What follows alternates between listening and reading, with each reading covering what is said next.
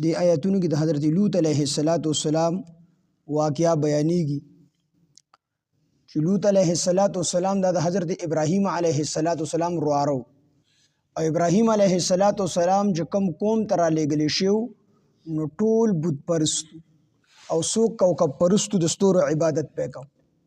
نو ابراهیم علیه السلام غون خاندان دا بت پرستو او پلاری بت پرست او بت پروش یعنی بوتان به خرڅول آزر یا تارخ. ابراهیم علیه السلام په غونډه کورنۍ کې یو ابراهیم علیه السلام، یو د ابراهیم علیه السلام روارو حضرت لوط علیه السلام، او یو د حضرت ابراهیم علیه السلام بیبي حضرت سارا رضی الله عنها. دا درې کسه چې کوم دي مسلمانان، نور ټول بت پرستو د بوتانو عبادت پې کوم مشرکان. ابراهیم علیه السلام اوږده واقعه ده چې الله راولېږو غیر چاپېره ټول د بت پرستۍ اډې وي. هغه ډېر دعوت ورکو خو ان تر دې چې خبره دې ته ورسېدله چې ابراهیم علیه السلام یې جلا وطن کړو. د دې خپل اصلي وطن چې کوم دی دا په مغربي عراق کې بصرې سره نږدې بابل ښار. د دې خپل اصلي وطن چې کوم دی نو دا بابل ښار، خو ابراهیم علیه السلام په هجرت باندې مجبوره کو. نو د درې واړو حضرت لوط علیه السلام، حضرت ابراهیم علیه السلام، حضرت سارا رضی الله عنها، د درې واړو هجرت کو شام طرف ته. نو چې کله په شام طرف باندې هجرت کو او نهر اردن د چې کوم دی ورسېدل نو هلته یو علاقه د قینعان ورته وي. نو حضرت ابراهیم علیه السلام دی په دغه قینعان کې مقیم شو، هلته کې پاتې شو. وروستو بیا حضرت لوط علیه السلام له الله پیغمبري ورکړله. نو لوط علیه السلام د دغه قینعان د بیت المقدس سره نږدې خواته چې کوم دی بل یو ښار دی صدوم ورته وي، صدوم. نو هغې علاقې ته حضرت لوط علیه السلام الله ولېږو چې دې خلکو ته دعوت ورکړه، خلک چې کوم دی الله طرف ته راوبله. او دا چې کوم دی د نهر اردن او د بیت المقدس په منځ کې، نهر اردن او د بیت المقدس په منځ کې علاقه د صدوم، دا ورته وي د 5 غټ غټ ښارونه دي. نو دغه ته چې کوم دی حضرت لوط علیه السلام الله راولېږو چې دې ته دعوت ورکړه، د خلکو ترې مسلمانۍ ما طرف ته راوبله. لوط علیه السلام قوم ته ډېر زیات دعوت ورکړو، خو په هغې کې ډېرې برایۍ وي. یوه برایي پکې د بې حیایۍ وه. بې حیایي داسې چې د هلکانو سره به یې بدکاري کوله. دویمه دا چې ډاکمارونو ډاکې به یې کولې. او درېیمه دا چې کومه بې حیایي به یې کوله نو ښکاره به یې کوله، ښکاره د چا نه به شرمېدل نه. نو دا درې واړه عملونه به دې کې او داسې ظالم قومو چې څوک په لاړو د دې صدوم ښار ته یا دا نور چې کوم 4 ښارونه ورسره وو دې ته به لاړو. مثال به تر یو کس په کپړه خرڅوله، بس یو کس پسې راتلو 10 کپړې راکړه، 5 جوړې مونږ له راکړه، مونږ یې کور ګورو. هغه به یې وړي، سړی به بار ناست شي، یا دی به اوس کپړې راوړي، خوښه به کي پکې یا به خوښه نه کي، خو ماله به د خپلې واپس راوړي او دی به نه راوته. چې کله به راووته نو په هغه مسافر به یې سترګې راوکاږلې، دا مونږ له کله کپړې راکړي، دا مونږ سره جوړې راګڼ نه دي، یا بل شی به یې وړو. نو هغه به یې په دې طریقه باندې چې کوم دی حذف کو چې دی به پسې لاړو، ورته به یې راکړې مونږ یې کور ګورو. نو کور ته به یې وړو او بیا به یې راوړو، نه تا مونږ نه منکر به شو. یو کس دې کلي ته تللی نو چې لاړو د کس سره جګړه شوله، جګړه څه شوه، خو مسافرو دې ته هر څه واخېسته، ویې وه په دې سر باندې، د سر نه وینې را روانې شوې. نو هغه عجز په وینو کې رنګ بنګ دی او د لاس نیولې د قاضي عدالت ته یې بوت. قاضي صاحب ته وي قاضي صاحب وو وي د ده ماله پیسې واله، وي څه څه پیسې، وي دې ما رنګ کړی دی، وینه مې پرې رابهولې، د سوره ښکلی رنګ موله ورکړی دی، ماله دې پیسې واله. نو قاضي صاحب هم د هغې د قوم نه و. هغه ته ویل که پیسې وله ورکړه که نه مسافر ته وي پیسې وله ورکړه، وي دومره ښکلی رنګ یې در باندې اړولی دی. هغه ویل خو یې تباه برباد که زما سر مات کړی دی، وینې را باندې بهېږي، ته وایې دله پیسې ورکړه. نو هغه وایي ګوره څومره ښکلې رنګ کړی، نو خامخا چې څوک رنګ ورکړي نو رنګ والا رنګساز له بیا پیسې ورکوي. یو هغه ګټه اوچته کړه، قاضي له یې سر له را پرېښوده، وایي ده چې کومې پیسې په ما باندې کېږي ته وله ورکړه، ته هم ما رنګ کړی، ته هم زه رنګ کړی یم.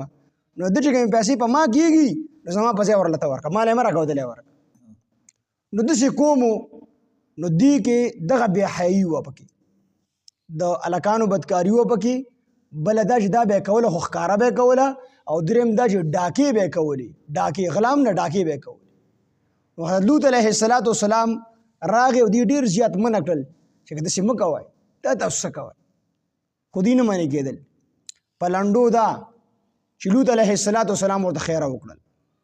چې کله ورته خیره وکړله نو حضرت ابراهیم علیه السلام په لاره باندې را روان دي د ښکار نه، 3 کسان ولا مخې له ورغلل، ډېر ښایسته ښایسته هلکان دي.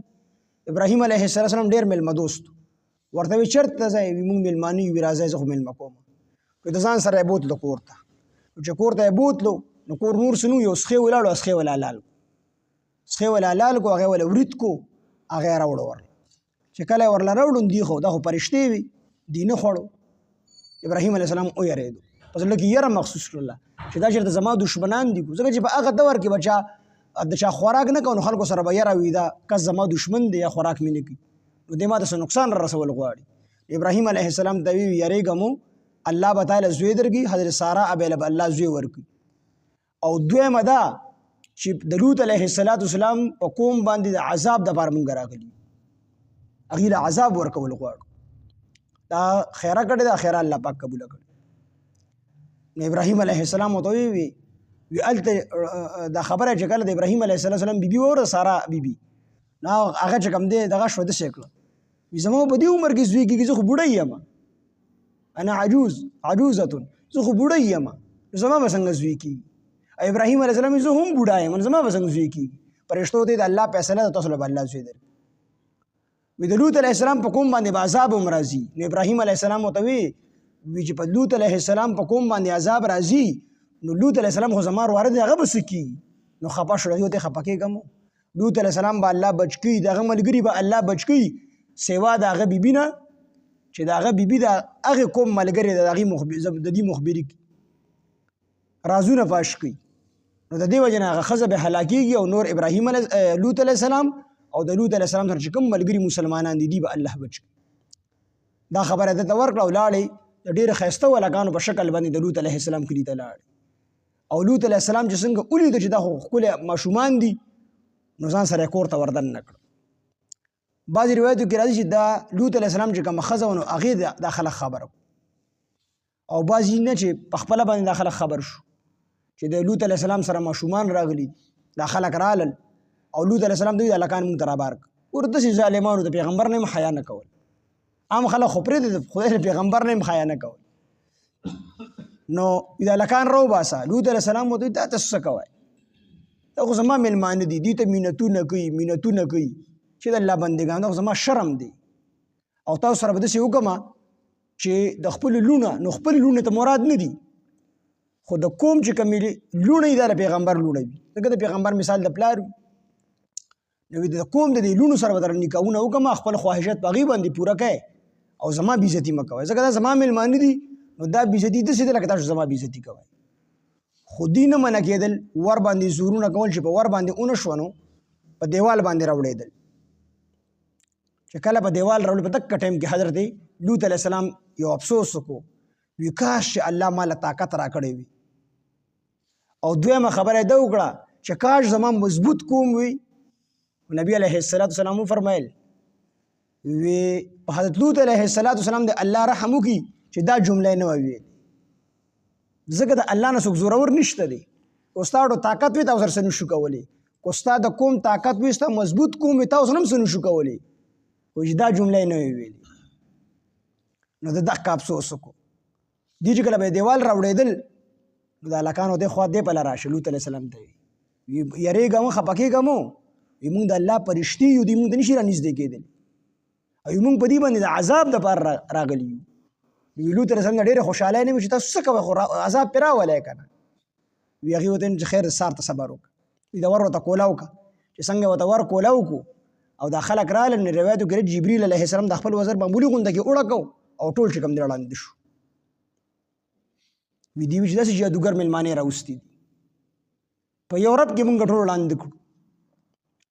نو فرشتو حضرت لوط علیه السلام ته وفرمیل چې ته خپل ملګري دا چې کوم دی کډې والی ځای د دې ښار نه وځئ، او بیبي مو وزستاره بیبي چې دا د دې ملګری دي سره به هلاکي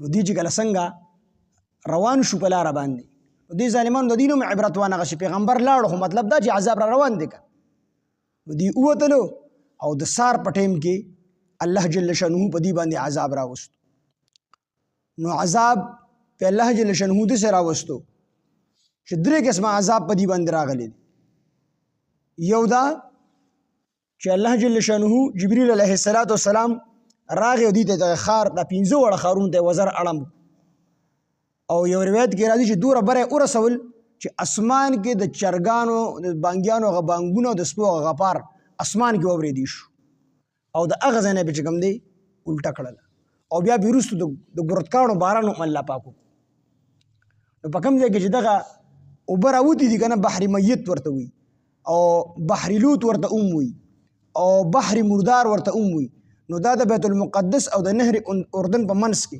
دا یو دریاب دی بحر دی خو علماء لیکلي دي او چې کوم خلک سیلونو نه تللي دي نو په دغې دریاب کې د قهري اوبه دي په هغې کې یو شی ژوندی نه پاتې کېږي ځکه ورته بحر میت وي نه پکې سینځغ ژوندی پاتې کېدلی شي نه پکې میت ژوندی پاتې کېدلی شي او نه پکې بل څه شي ژوندی پاتې کېدلی شي او دویم خاصیت په دغې اوبو کې دا چې د اوبو خاصیت دا دی چې دا سړی ډوبوي نو که دغې اوبو ته څه شي وغورځي که ډوبوي نه د پاسه په سر باندې ګرځي نو دغه الله جل شانه په دغه قسمه عذابونه راوست نو دغه هغه واقعیا د حضرت لوط علیه السلام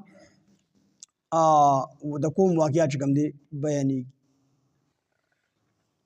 یو به جبرئیل علیه السلام چغه وواله یو عذاب دا چغه پې الله جبرئیل علیه السلام وواله دویم دا چې وزر کې اوچت کړل او اسمان ته یې بره ورسول د هغه ځای نه یې الټه کړل او دریم دا چې د پاسه نه پې الله باران